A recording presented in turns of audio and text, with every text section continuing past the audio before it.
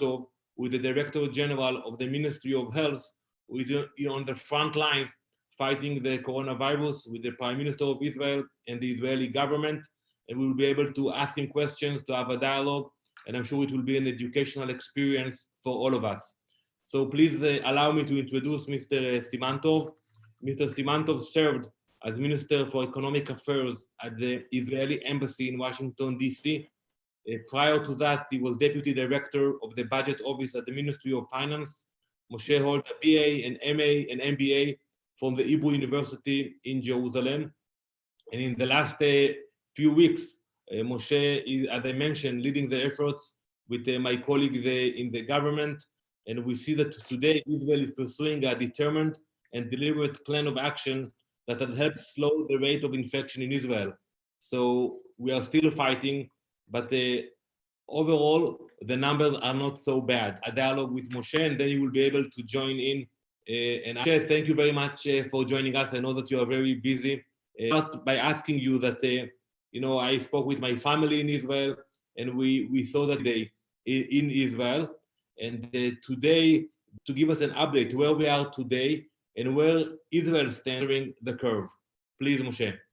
Okay, thank you, participants, distinguished participants at the meeting. Thank you for many others around the world. We don't really know where we are heading for. That we are dealing with days.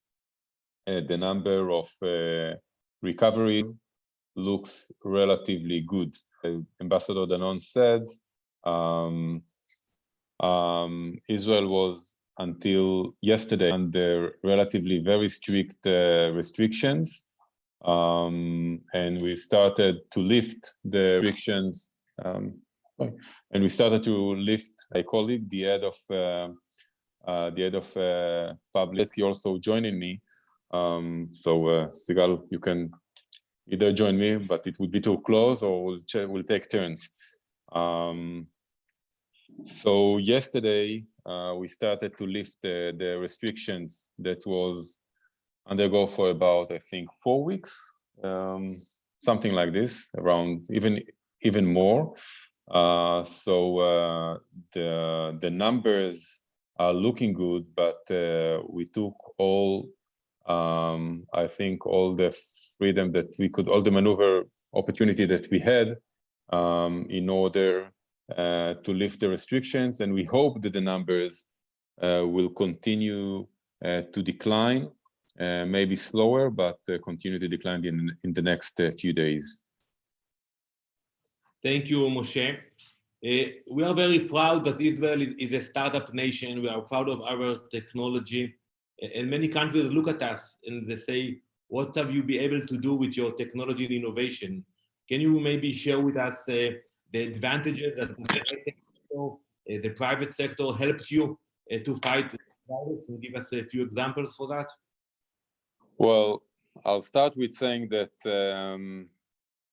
I was much more optimistic about the part of the technology fighting the pandemic, but around the beginning, one of the epidemiologists that we are consulting with told me that fighting pandemia is with the old and traditional measures, not with technology. So social distancing, I think, especially at the beginning, was the most crucial, or closing of flights restrictions.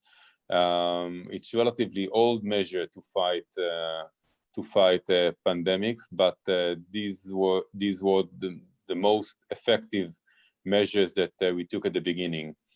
But having said that, I think that now we are at the phase where technology, it could be cellular technology, it could be, I don't know, maybe AI to try to find where would be the next area in Israel that the pandemic will rise. So we are, or just data scientists. We're also using data science capabilities that we have in Israel fighting this pandemia, but it's still we are still working on it. I think that all these capabilities are just now starting to yield. Thank you. I know that we are still in the middle of the crisis and it's too early to come with conclusions, but we want to ask you whether you think there are lessons we can learn, first on the national level in terms of Israel, what we can do better. God forbid there will be another outbreak of the coronavirus, and also on the global scale. You have a large audience of many diplomats from many countries, so maybe you think there are any lessons that we can already say that we have to learn for the future? I think that the most important lesson is something that I also read. I don't remember exactly where. I read a quote that says that the time to take action in pandemia is when you think it's too early. And I think this is relatively, this is what it was a guideline for us. And I think that it's better to take these actions, although it looks very severe actions and extreme actions. It's better to do them as early as possible. And if we are going to face another outbreak, and we don't know how many outbreaks we are going to face during the COVID-19, always take the actions as early as possible. I think this is the most important lesson for me. Thank you. As you all know, also the UN, we are dealing with the coronavirus. We are doing a lot of video conferencing. We have a Security Council debates that are taking sessions remotely. We're going to have a debate this coming on the 23rd in a few days. And I think that in terms of the global issues, it is about time that we will see what we can do to help other countries. We focused for the first stage, each country focused on supporting their citizens. I think now it's a time to look globally. So I want to bring in a few of my colleagues from the UN to ask the Director General question. And I would like to invite my dear friend, the ambassador from the Czech Republic, Ambassador Marie Shatardova. Do we have the ambassador with us? Yeah, thank you. Thank you very much. Thank you, Ambassador, dear Danny, and thank you, Director General, for this opportunity and for this dialogue, confirming that the coronavirus pandemic is a great challenge for everybody. And given the possibilities, as you said, I think both our countries are doing relatively well with approximately the same number of fatalities. And there is also scientific cooperation between the two countries in this field. I have three questions, if I may. Okay. In the Czech Republic, Israel, and everywhere else, there is a strong ongoing debate as to the economic impact of both the pandemic and the measures taken to combat it. As Danny said, the Israeli government decided to begin the first phase of reopening the economy. The Czech government has started doing the same in the past week in 4 gradual phases, beginning today and hopefully ending on June 8th, but we don't know yet.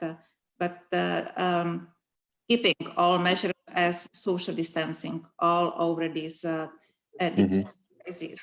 My question is, where is the right balance between health and the economy in your view? And my second question is about the development of a coronavirus vaccine.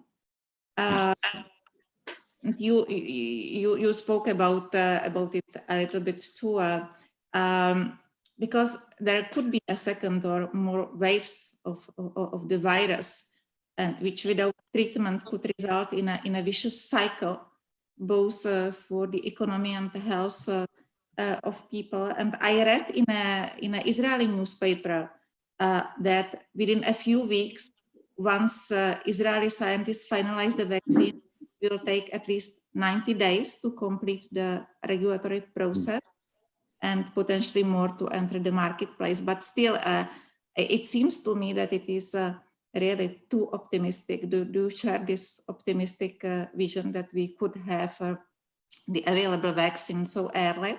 And if I may, my third question is, I saw also in a newspaper that the Israeli government is planning to use sensor technology that enables remote monitoring of signs that can indicate early stage coronavirus symptoms without physical contact. Do you plan to implement it on a large scale, for example, in schools or other public facilities? And how effective do you think it could be? Thank you very much. I will stop here. Thank you once more.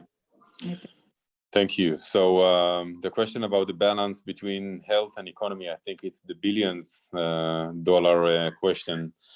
We don't really know what is the right balance. In the early stage or the earlier stage of the pandemic, we thought that there is no, it's not a question of balance, because you have to save the healthcare system in order to save the economic system. So no matter what the economic price is, you have to take the strongest possible measures. Otherwise, your healthcare system would collapse, and after the healthcare system collapses, the economic collapses as well.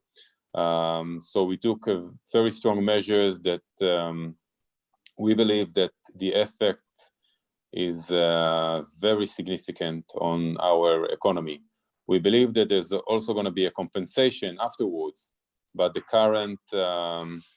current situation is that we are paying a very high price in GDP terms.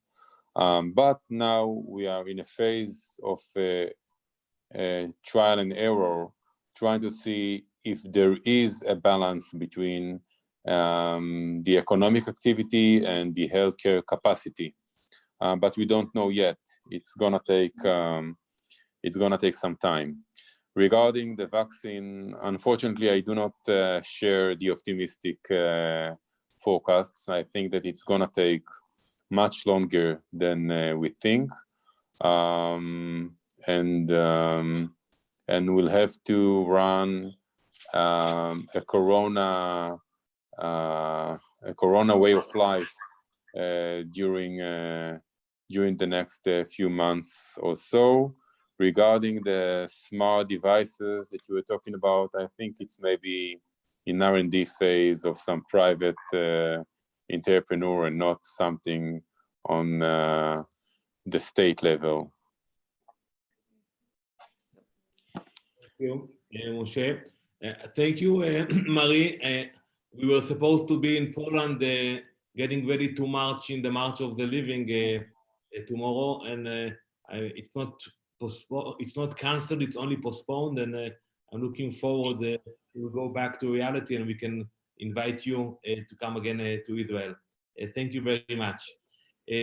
As you all know, Israel is investing a lot in Africa. Israel is coming back to Africa, and Africa is coming back to Israel, and we have very strong cooperation. And the issue of the coronavirus in developing countries, it's still unknown what's happening, what will happen. And we have the honor to have with us the ambassador of Uganda, Ambassador Adonia Ibar, joining us. Ambassador, are you with us? I can see you. So please join us. Thank you for joining us this morning. We cannot hear you, Ambassador.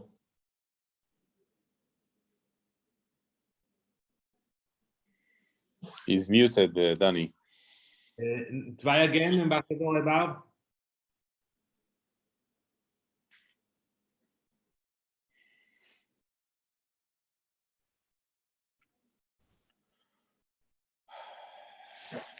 No, now you're...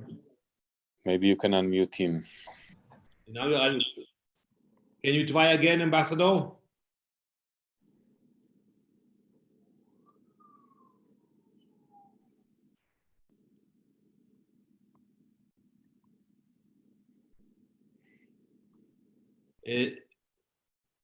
No, I think we will try to come back to you, Ambassador.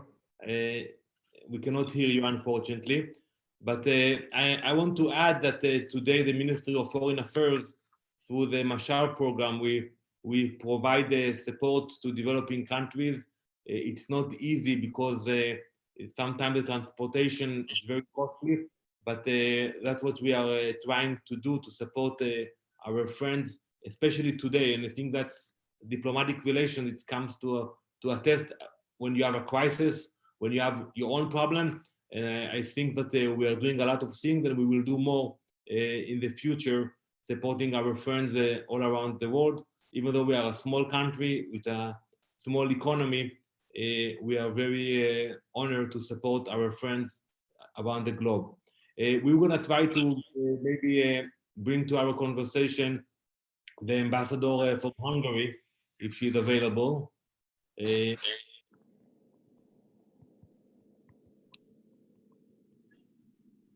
don't, do we have the ambassador from Hungary?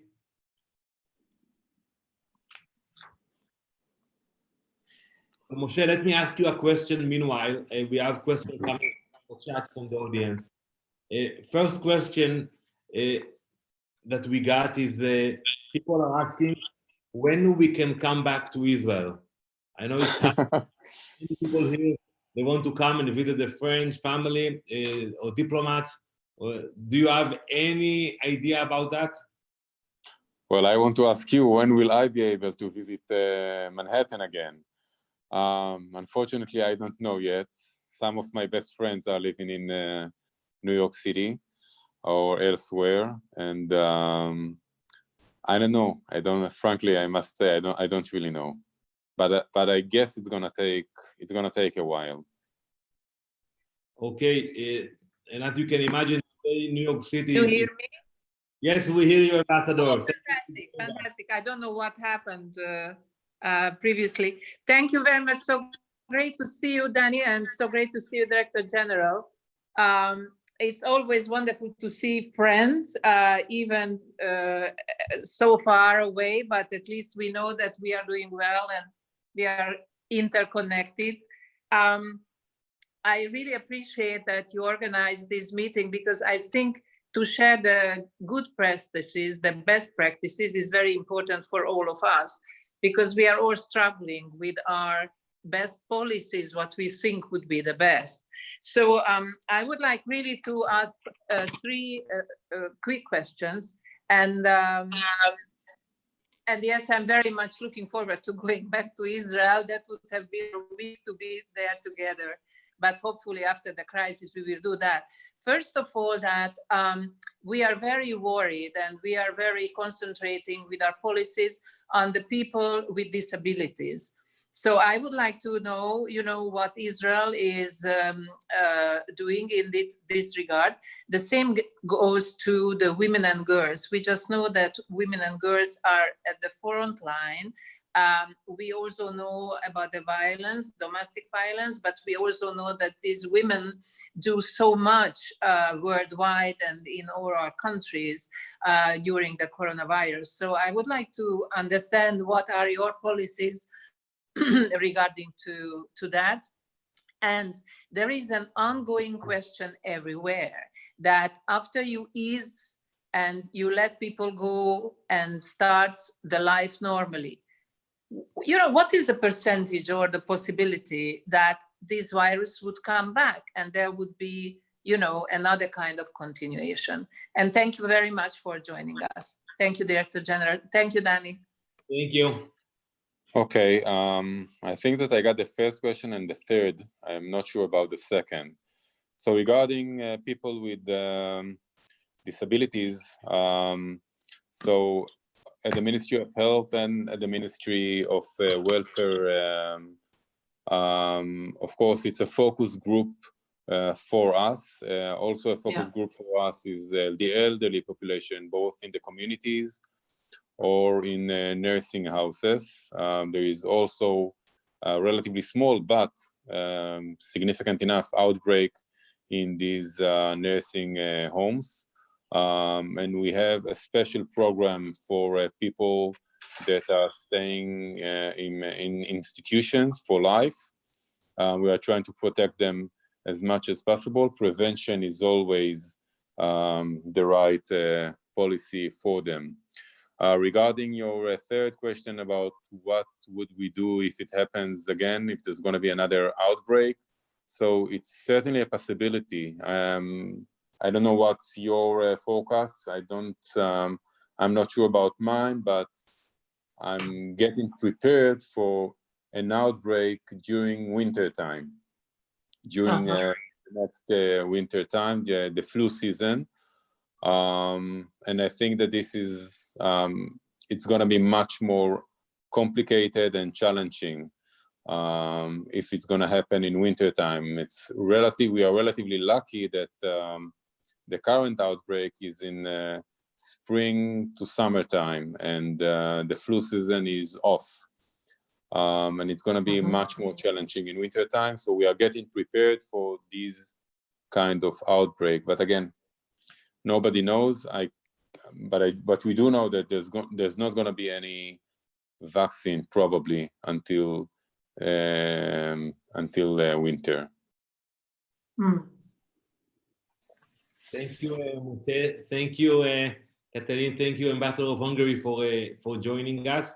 I hope we speak a lot about vaccination. So I hope that we'll have a vaccination. We don't care who will be the first one to produce it. But personally, I'm very happy to see it coming out from Israel, because when we see those people who are trying to boycott Israel, the BDS movement, it will be interesting to see what will be their policy if there will be a vaccination coming from Israel, whether they will decide to boycott it or not. So let's all pray that there will be a vaccination as soon as possible. Thank you, Ambassador. Thank you. We will try now to go back to Ambassador Aibar, the ambassador from Uganda. Can you hear us, Ambassador? It's the same problem. Maybe you can unmute him. I think he had a problem with the computer because he's not on mute now. Ambassador, maybe you can try to increase the volume in your computer.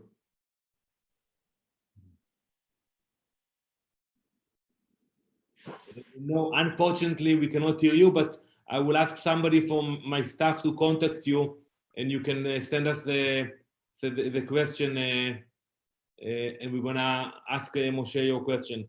Moshe, I want to add to the question of the ambassador from Hungary and ask about people with mental health issues. With all the stress and the problem, and people are not getting the support that they are used to get.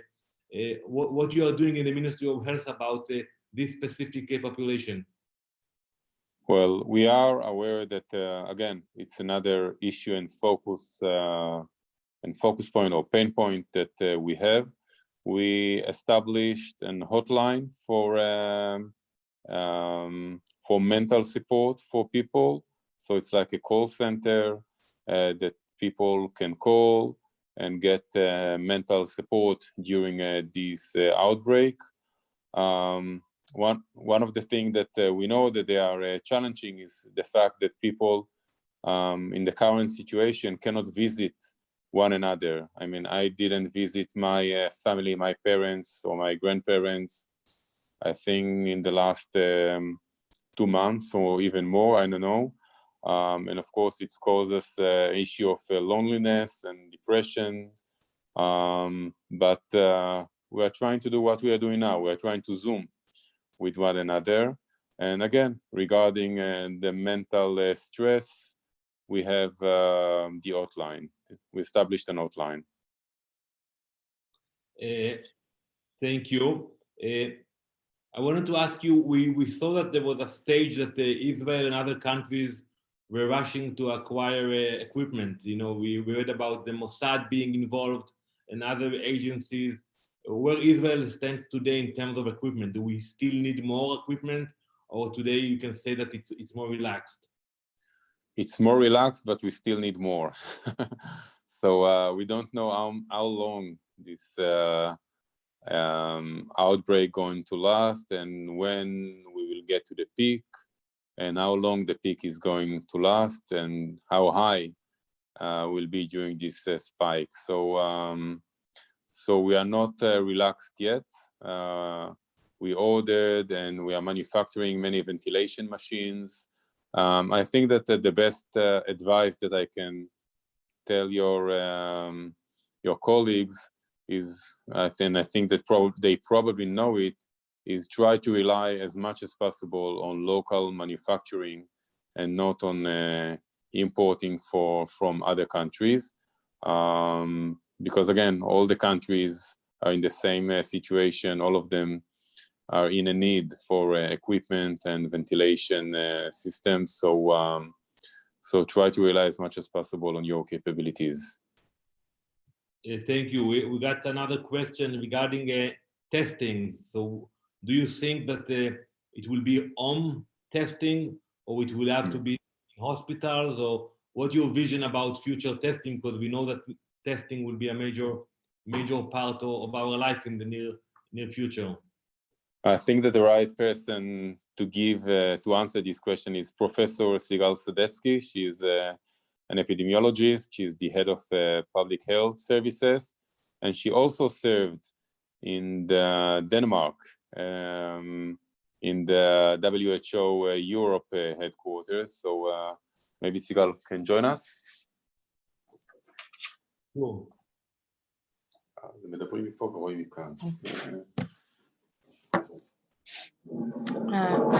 Hi, everyone. Hello. Shalom, shalom, Sigal. Thank you for joining us. Thank you. Well, with regard to the testing, currently, of course, like everybody else, all we do is PCR in order to diagnose as early as possible and to isolate. We are usually doing regularly home isolations, but we also have other options to isolate people who are positive and also their first contacts. So we are doing an epidemiological investigation. We try to do it as early as possible and then isolate people in order to chain of efficient. Thank you very much, Professor Sadetsky. We have another question for Moshe from the Ambassador Samson, the Ambassador from Nigeria. Thank you for joining us, Ambassador. Good morning. Please. Good morning. Can you hear me? Yes, we can hear you, Ambassador. Okay. Good morning, Ambassador, and good morning, the DG. It's been a wonderful experience hearing you and getting to know what Israel is doing in this arena of trying to tackle the issue of COVID-19. Just two quick questions. I would love to know the support you are lending to developing countries. If I can have some specifics of such support. And then secondly, the PR of Hungary raised an issue, and it's like you didn't tackle that issue inadvertently. And that is that you are planning to open up the economy now. And the question is, there are some countries that have done that, and they now have a second wave of the virus. We have China, for example, Hong Kong. So the fear is, don't you think that this is too early? And if, God forbid, if a second wave of this virus comes around again, how do you hope to tackle it? What are the measures we are putting in place to ensure that there is no second wave of this virus once you open the economy? Thank you. Thank you. I'll start with the second question. We are afraid of a second wave. It's a possibility. We hope that people change their behavior in the public arena enough. We also tell people to go with the face masks as well, in order to try to minimize the level of infectious of the virus, but we are not sure whether it would be efficient or not. And I think that if a second wave would rise, we need, again, to take the measures that we took before before we released the economy and the public activity. It would be, I don't know if it would be harder or not, but probably this is the most efficient thing that we can do. Regarding help in other countries, we are struggling to help ourselves. I mean, all the issue of getting equipment, we are in a shortage of equipment for ourselves. We do try to help our neighbors, but we are doing it below the radar. I will add to that, Ambassador Samson, that we instructed our embassies to cooperate and to think about projects they can do locally. So they do have a budget, not big enough, but they have a budget, and they acquire and have projects that they run themselves with the counterparts in different capitals. Because today to send staff or training from Israel, it's complicated. Usually we send hospitals, we send trainers, we send medical teams. Today it's complicated at this stage. Maybe in the future we'll be able to do that. So at this stage, the embassies, they have their budget and they are doing cooperation locally. Thank you very much, Ambassador Samson. We have the ambassador from Guatemala. Luis is on the line with us. Guatemala, they're very friendly, and I want to allow my friend to ask the question. Please, Ambassador. Hello, good morning to everyone. You hear me? Yes, we hear you. Hello, Danny, and thank you for this meeting to Israel. Very convenient at this and very timely on this crisis. What I would like to ask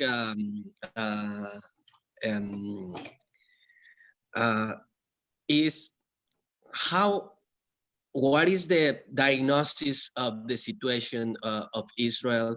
How long do you think this is going to take for the countries to start open the borders? That is mainly that they are blocking the borders to enter, and the flights. How long do you think the globe situation is going to be? How long is going to last? That's my main concern. If we're going to be until next year, or do you think that the things are going to be more normal, but the mid of the year or by the end of this year? That's my question. Thank you. Thank you very much, Ambassador. Well, I think that nobody really knows until when the crisis is going to last. But I do believe that we will be able to find smarter solutions later on that will allow us to release the economy more. Maybe there's going to be another cycle and another cycle, maybe now, maybe in winter time. But we're going to go back to COVID-19 routine. And I'm not sure whether flights would be part of this routine menu, but or when it's going to happen. But I think that eventually we will find a way to do it. I don't know whether it would be tests or medicines or vaccine or whatever are going to end this crisis. But I think that eventually technology will allow us to go faster to more, I don't know, economic activities, flights, etc. Thank you. Thank you, Ambassador. Moshe, before we conclude, I wanted to ask you to wrap it up, maybe to be optimistic if we can be optimistic, and maybe to tell us what you think will be different in our lives coming ahead when we get out of this crisis. What will be different? What should we get ready to? Well, my position at the government is not being the optimistic figure. So I won't change it in this conversation. But if we are if we do want to be more optimistic, I think that it's two things. First, that technology would allow us eventually to go back to normal. And it's maybe going to happen faster than we think. I don't know what would be the type of technology or innovation that going to allow us to go back to normality. Maybe it would be different than we used to know, but something is going to happen. And the other thing is the fact that technology for managing the day-to-day life and the day-to-day work, or even the day-to-day medicine, is going to be much more significant. Look at what we are doing now. I don't think that you ever had a meeting with 230-something participants that are all in their homes or offices, and all of us are taking this webinar that easy. So technology is going to be much more significant, and I think that it's a good outcome of the situation. I agree with you, and I want to thank you and Professor Sadetsky for joining us today and sharing the time with us. It was very educational. I want to thank my colleagues, the ambassadors that we haven't met for a while, and I'm sure that soon enough we'll be able to come and continue our work together at the UN. And I'm sure that the knowledge you acquired today will help you. And we are here for you in terms of information, technology. Moshe mentioned that we are struggling, but I'm telling you, even when we are struggling, we are open to support our friends and our colleagues. And I invite you to come and ask us for more information, more knowledge. And if there is a way to help, we're willing to help you all. So I want to thank you, Moshe, again. I know you're going back straight to the front lines. Thank your team, your minister, and the team that are working with you. And we hope to host you in New York when you come back, and then we can speak about what happened, and it will be in a better occasion. So, Daraba, thank you very much. Thank you for that, Danny. Thank you. And we'll see you soon. Thank you very much. Thank you. Bye bye. עכשיו רועם. כן, איך אני מצטרף לרועם? נו.